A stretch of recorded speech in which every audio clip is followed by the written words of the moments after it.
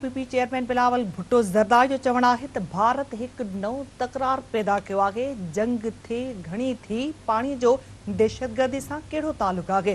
PP chairman Bilawal Bhutto Zardari जो चवण है तो भारत एक नओं तकरार पैदा किया है।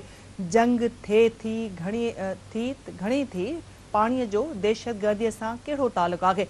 खानगी टीवी चैनल से ॻाल्हाईंदे पीपी चेयरमैन बिलावल भुट्टो ज़रदारी चयो त अहिड़े क़िस्म जा फ़ैसिला त जंग में भी न थींदा। हुन चयो त भारत जेकी हरकतूं करे पियो इहे ख़तरनाक आहिनि। पीपी चेयरमैन बिलावल भुट्टो ज़रदारी जो चवण आहे त भारत मासूम पाकिस्तानियुनि खे नुक़सान पहुचाइणु चाहे थो।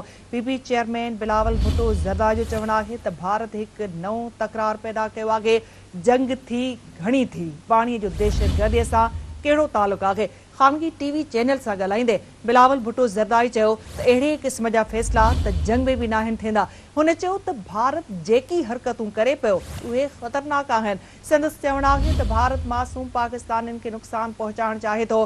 पीपी चेयरमैन बिलावल भुट्टो ज़रदारी जो चवण आहे त भारत हिकु नओं तकरार पैदा कयो आहे। जंग थी घणी थी पाणीअ जो दहशतगर्दीअ सां कहिड़ो ताल्लुक आहे।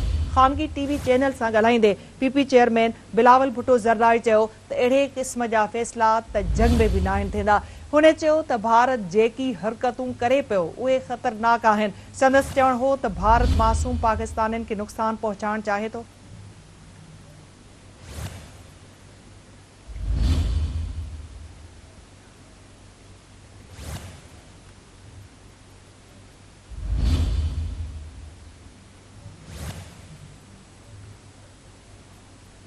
आम ख़बर